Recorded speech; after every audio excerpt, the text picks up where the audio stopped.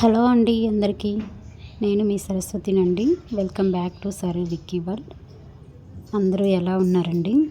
ఇదైతే Sunday vlog అనమాట. August 2 friendship day కదండి.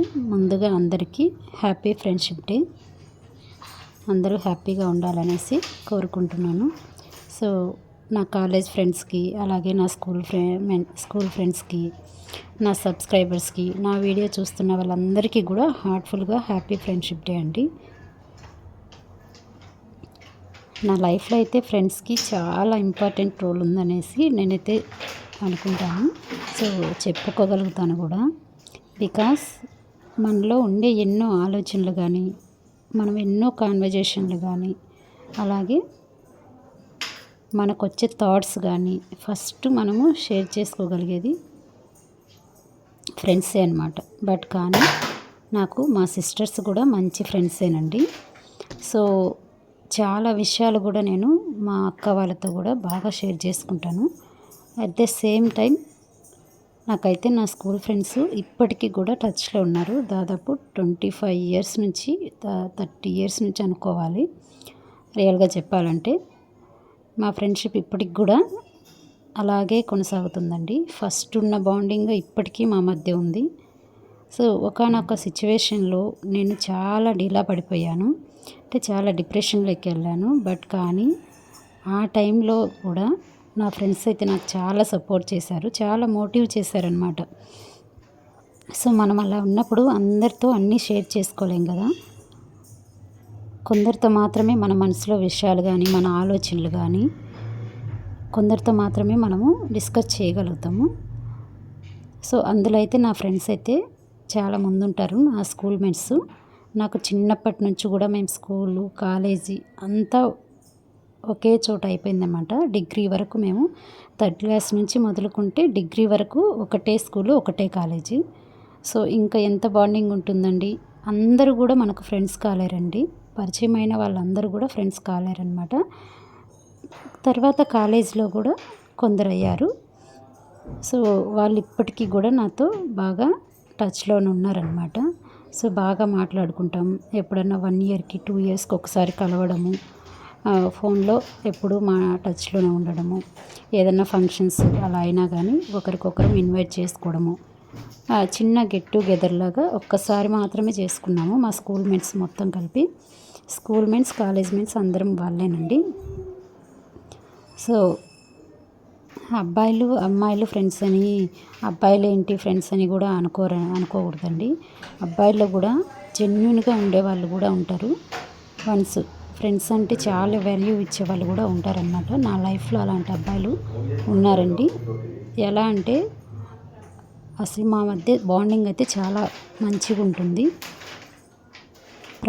రోజు మాట్లాడుకునే అవసరం లేదండి. ఫ్రెండ్స్ అంటే ఎప్పుడు మాట్లాడుకుంటూ ఎప్పుడు టచ్లో ఉండని అవసరం లేదు. నన్ను అడిగితే మన కష్టంలో కానీ, సుఖంలో కానీ తోడుంటే చాలు. మనకి ఏదన్నా సుఖంలో తోడు లేకపోయినా, సంతోషంలో తోడు లేకపోయినా పర్లేదు, కానీ మనకు ఒక కష్టం వచ్చిందంటే వాళ్ళు వెంటనే రియాక్ట్ అవుతారు చూడండి. ఆ సిచ్యువేషన్ అయితే కానీ రియల్గా చాలా బాగుంటుంది.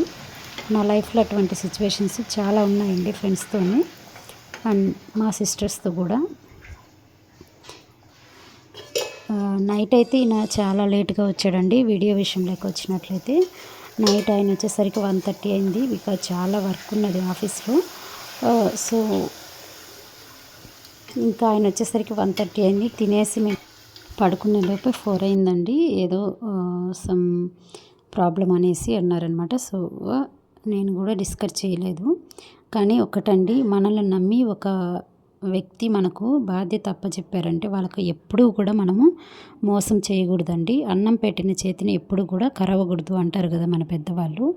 సో మనం చేసిన మిస్టేక్ వల్ల ఎవరన్నా మనల్ని పనిష్ చేస్తే అందులో తప్పేం లేదు. దాన్ని కక్షగా పెట్టుకొని సాధించాలి వాళ్ళ మీద అనుకోవడం అది చాలా మిస్టేక్ అండి, బిగ్ మిస్టేక్ అనమాట. సో ఇంకా నేనైతే కానీ మాకు తెలిసిన వాళ్ళకి ఒక ప్రాబ్లం వచ్చింది. బట్ కానీ దాని గురించి ఇప్పుడు డిస్కస్ చేయదలుచుకోలేదండి. సో దాని గురించే నేను చెప్తున్నాను అనమాట. సో వీడియోలోకి వచ్చినట్లయితే మార్నింగ్ వచ్చేసి పూరి కుర్మా చేశానండి. శనగపిండి ఆనియన్స్ వేసి నార్మల్గా కుర్మా చేశాను. పాప అయితే కానీ కారం లేకుండా చేస్తే ఇలా కుర్మా చేస్తే పూరి చాలా బాగా తింటుంది. సో అందుకనేసి నైట్ అసలు సరిగ్గా తినలేదు ఎవరం కూడా. అందుకనేసి నేను ఇంకా కుర్మా పూరి చేశాను. ఆఫ్టర్నూన్కి వచ్చేసి పప్పు చేశాను, అలాగే రసం టమాటా చారు చేశాను. నిన్న మిగిలిపోయిన పచ్చడి, పల్లి పచ్చడి ఉన్నదనమాట. పల్లి పచ్చడి, పికిలు ఇవన్నీ కూడా ఆఫీస్కి పెట్టి పంపించాలనేసి బాక్సు. ఈరోజు సండే కూడా ఆఫీస్కి వెళ్ళారండి. వాళ్ళకు ఏదో చాలా ఇంపార్టెంట్ వర్క్ ఉందనేసి ఆఫీస్కి అందరు వెళ్ళారనమాట. వాళ్ళకి భోజనం పంపించడానికి అనేసి నేను పప్పు, చారు, పచ్చడి, బనానాలు పంపించాను అనమాట. ఇదిగోండి. వాళ్ళైతే సరిగ్గా ఎవరు తినలేదు, చాలా వర్క్ ఉందనేసి చాలా కొద్దిగానే తిన్నారండి అందరూ కూడా. నేనైతే మళ్ళీ మా వారిని అడిగాను, ఏంటి అసలు ఎవరు తినలేదు అనేసి అన్నాను. లేదులే వేరే టెన్షన్లో ఉన్నాము, సో వర్క్ హెవీగా ఉంది, అందరం లైట్గా తిన్నామన్నారు. మనం చేసిన దానికి భోజనము వాళ్ళు తృప్తిగా తింటేనే మనకు తృప్తిగా అనిపిస్తుందండి. కొంచెం కొంచెం తింటారంటే కానీ ఏదో ఒక ఫీలింగ్ అనమాట, బాధ అనిపిస్తుంది. నాకైతే అంతేనండి. రియల్గా కడుపు నిండా ఎవరైనా తింటే కానీ చాలా హ్యాపీగా అనిపిస్తుంది. ఎవరైనా కొంచెం కొంచెం తిన్నారంటే కానీ నాకెందుకు అసలు మనం చేసింది బాగాలేదా, లేకపోతే ఎందుకని తినలేదు అన్నీ ఎన్నో ఆలోచనలు లేండి నాకైతే. కానీ మా వారు కూడా అదే అంటారు, నువ్వు కొంచెం పెట్టమ్మా, ఎక్కువ పెడతావు, ఎందుకు పెడతావు అనేసి అంటారు. బట్ కానీ నాకెందుకో కొద్దిగా పెడితే ఏమనుకుంటారు, ఎక్కువ పెడితే ఏమనుకుంటారు అని నేను ఎక్కువే పెట్టేస్తానండి. వాళ్ళు కానీ కడుపు నిండా అన్నం తింటే నాకు చాలా హ్యాపీగా అనిపిస్తుంది. తీసుకెళ్లారు. ఇంకా అదిగోండి పప్పు, రసము అన్నీ అలాగే తెచ్చారనమాట. చట్నీలు వేసుకోలేదు. నాకైతే చాలా బాధ అనిపించింది. బనానాలు కూడా పంపించాను, 8 పంపించాను. 4 తినేశారు, 4 పంపించేశారనమాట.